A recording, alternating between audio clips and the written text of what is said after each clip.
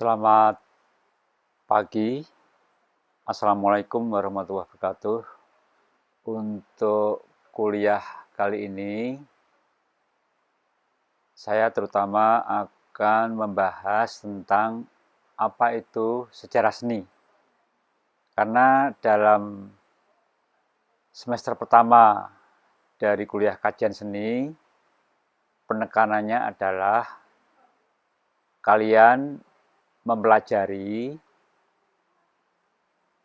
ilmu sejarah seni dan mampu menerapkannya ataupun paling kurang mampu untuk mengidentifikasi inti dari cara-cara penyusunan sejarah seni. Pada tahap pertama, saya akan menjelaskan bahwa sejarah seni berbeda dengan seni.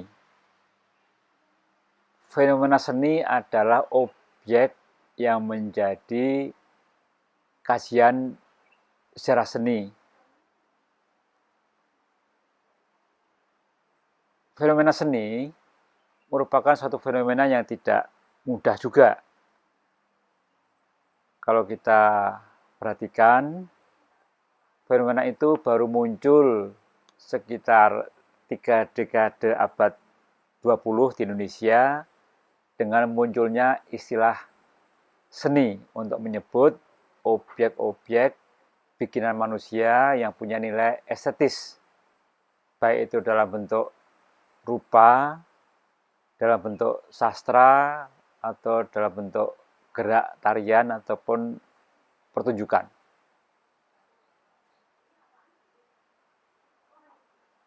Dan istilah seni itu pun kita pakai untuk menerjemahkan bahasa Inggris art atau bahasa Belanda atau Jerman Kunst, yang di barat pun istilah itu belum lama ditemukan. Istilah art dalam bahasa Inggris itu baru muncul pada sekitar 1750-an. Dan istilah itu kemudian dikaitkan oleh para filosof Jerman seperti Alexander Baumgarten ataupun Immanuel Kant dari Jerman untuk membedakan suatu jenis pengalaman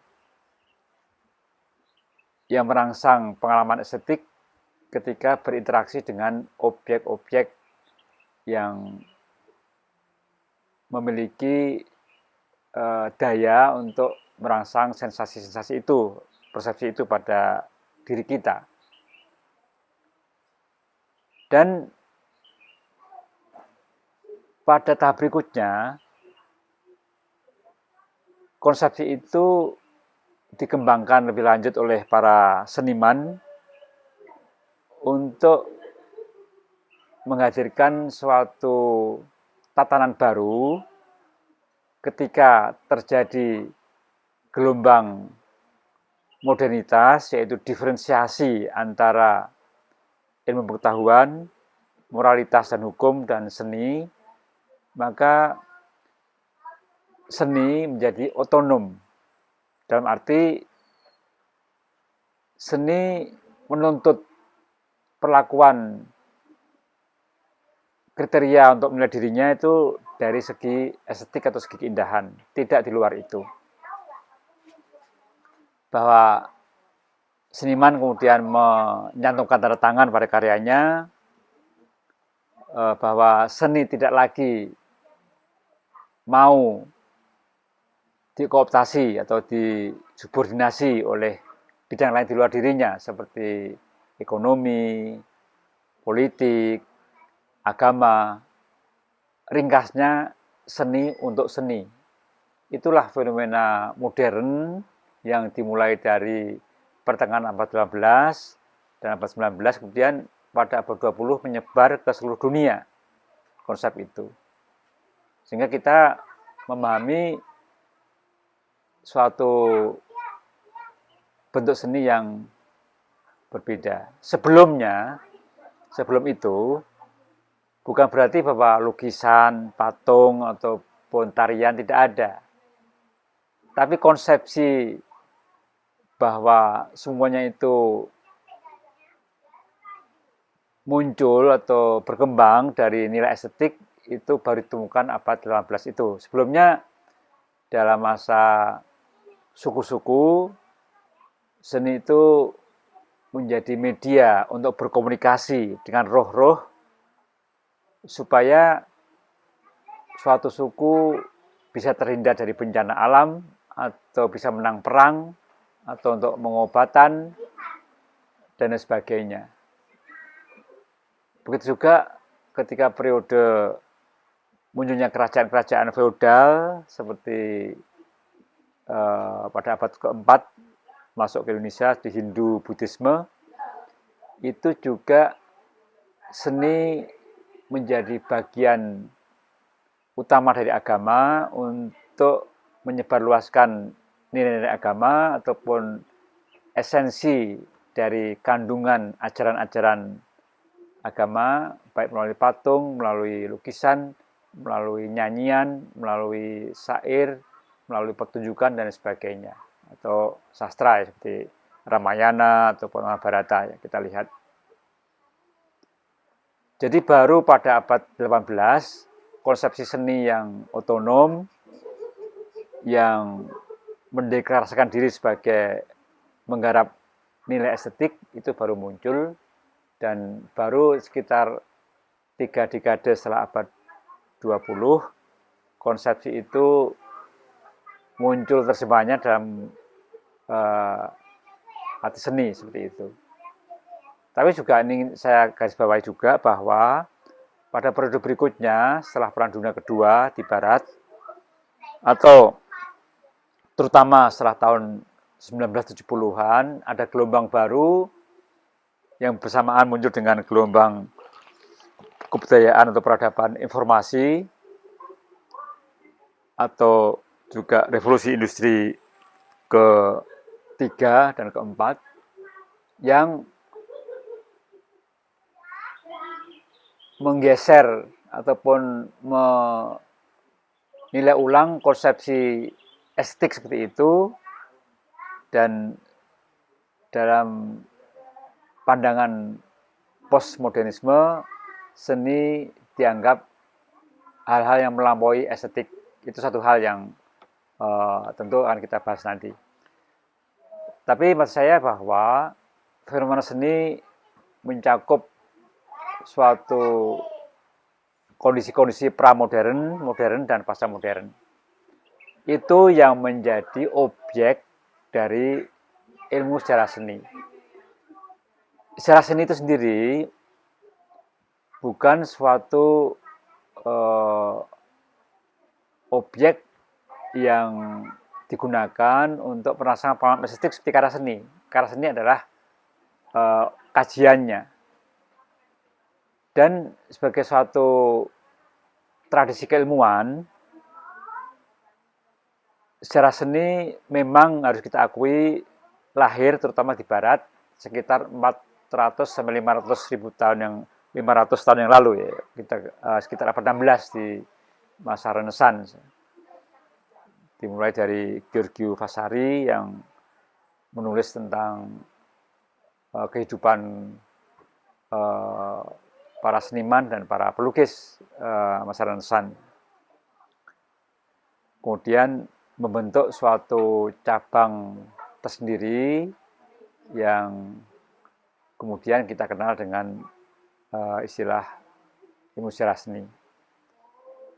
Nah, sejarah seni ini merupakan bidang dari kaum sejarawan seni ya. Yang disebut sejarawan seni adalah mereka yang bergerak di bidang sejarah seni. Jadi sejarah seni mengkaji karya seni dan bukti-bukti sejarah yang berkaitan dengan itu. Terutama dalam hal ini konteks ini adalah seni visual seperti arsitektur, patung maupun lukisan. Sejarawan seni berkehendak menganalisis dan menafsir seni melalui identifikasi, baik identifikasi material, teknik pembuatnya, waktu dan tempat penciptaan, serta makna dan fungsi dari karya seni.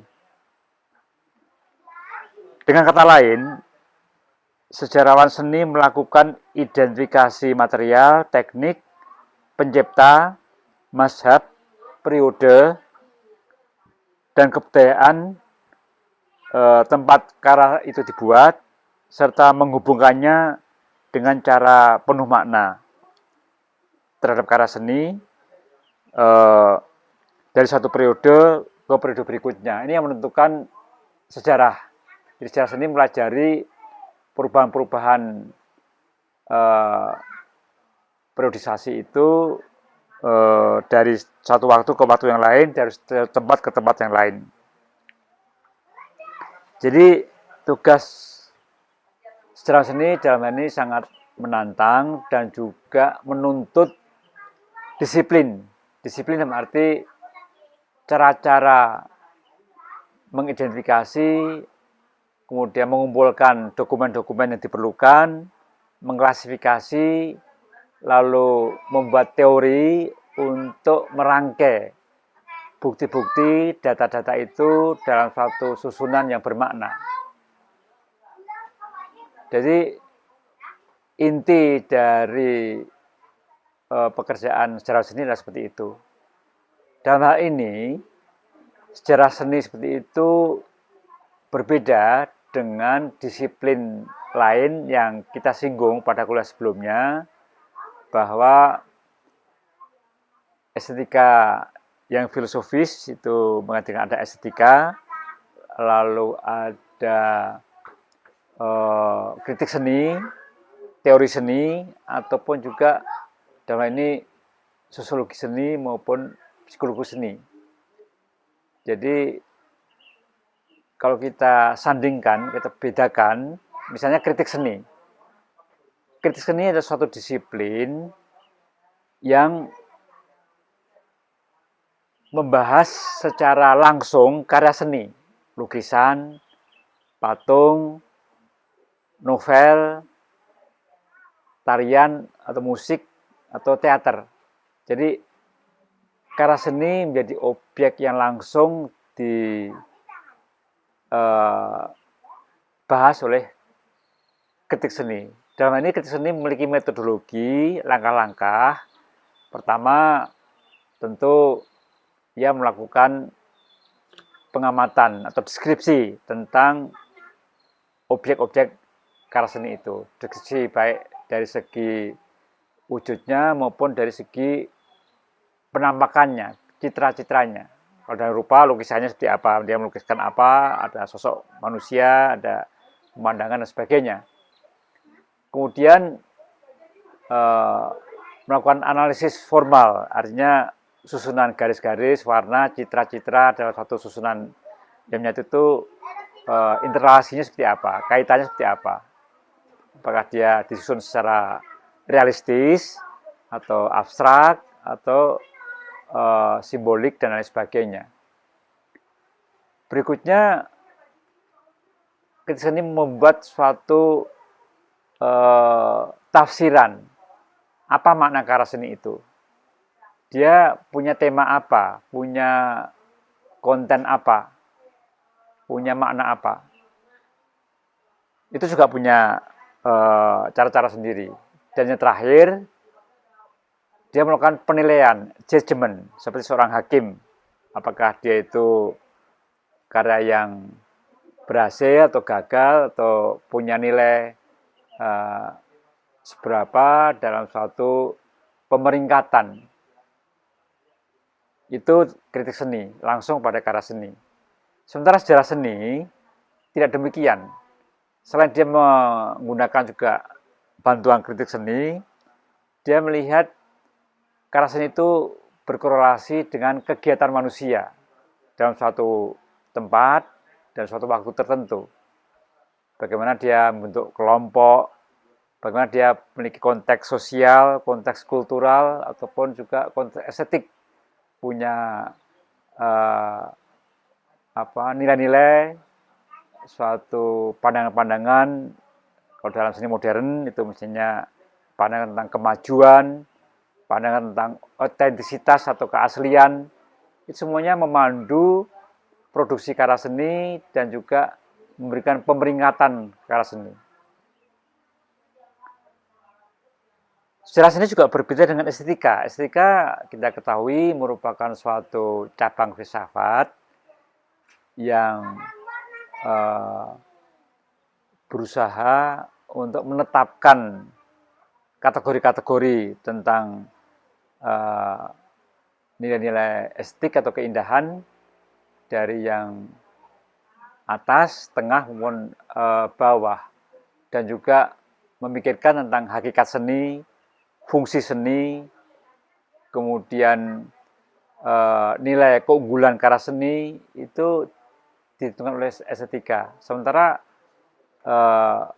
sejarah seni juga seringkali memerlukan bantuan dari kritik estetika untuk memberikan suatu penjelasan, keterangan tentang nilai estetik karya seni. Jadi ketika ilmu sejarah seni diterapkan pada suatu medan tertentu, apakah medan ini seni pramodern, seni modern, ataupun seni pasca modern atau kontemporer, maka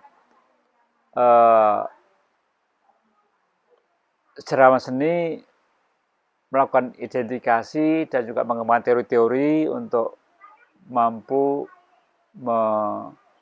menyusun suatu arsitektur sejarah yang kredibel, yang dapat dipahami secara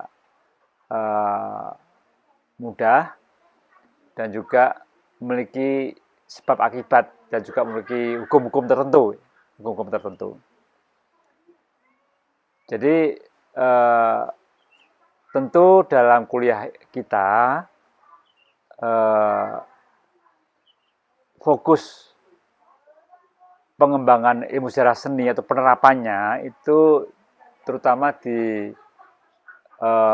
ditujukan pada fenomena seni rupa modern, baik di Indonesia maupun dunia, dan bagaimana proses-proses difusi ataupun perkembangannya ataupun cara-cara untuk penyusunannya itu coba kita lihat nanti.